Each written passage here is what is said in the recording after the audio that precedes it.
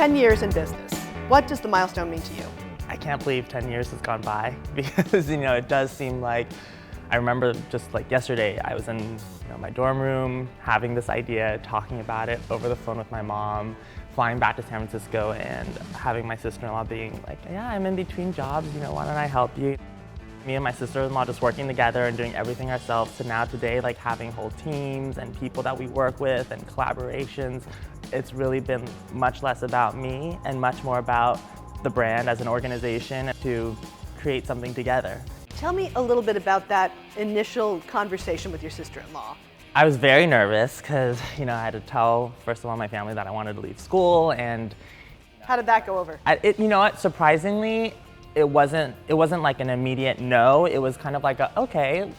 My mom, I think, comes from a place where she's been very entrepreneurial in her life, and she understands when you have an idea and you feel very convinced by it and you feel like you have to really go at it, And so she was very supportive of me leaving school on the terms that I really had a plan. Even if I didn't really know, at least I had, thought. Of course, we ran into many obstacles and many rejections and no's and things like that. Were there rejections and no's? The perception is that you were an instant success. Not a lot of people paid so much attention to each season and kind of what we were doing until we kind of had our first presentation show. So we had a couple seasons under our belt to kind of say, okay, well, figuring out what a line sheet was, how to get our deliveries on track. I remember calling a bunch of showrooms, no one would take us, and then we ended up having to go to the trade show ourselves. That first day, we had all the buyers come and everyone was really excited about the product, and one of the showrooms that had not called us back kind of came over and gave us his card. Are you as comfortable designing menswear as women's wear? There's the whole gender discussion today. How does that play into your work? Your work can be androgynous to begin with. I definitely have to say, women's wear was, always, my first kind of venture. And the men's side for me is because I feel like what I wear and what I like is very specific to certain things, it felt a bit more limiting. It's taking me a while to really kind of think okay, how else do I express my brand besides just me? I feel like with women's wear, there's definitely a little bit more of a fantasy and a way that I kind of might think of other women and, of different backgrounds and friends or families or people that I don't know that.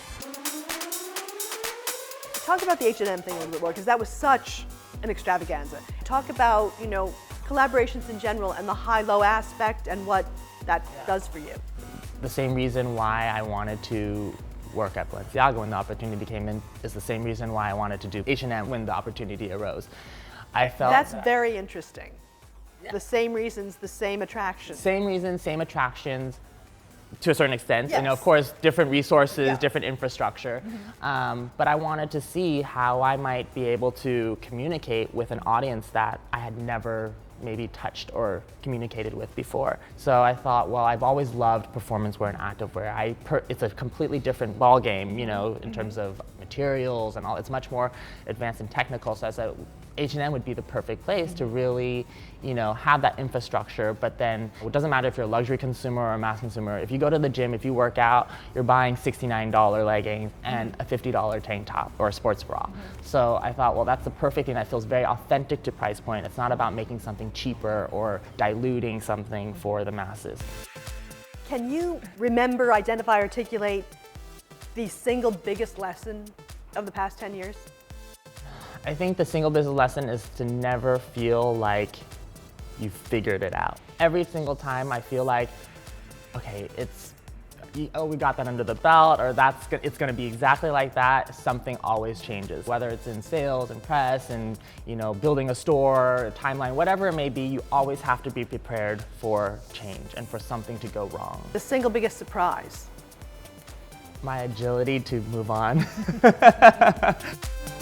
Whenever I feel like the worst thing has happened, something didn't go as I thought I'd go. The next day, or I say, the show's got to move on. You got to, what's next? Let's come up with option 2.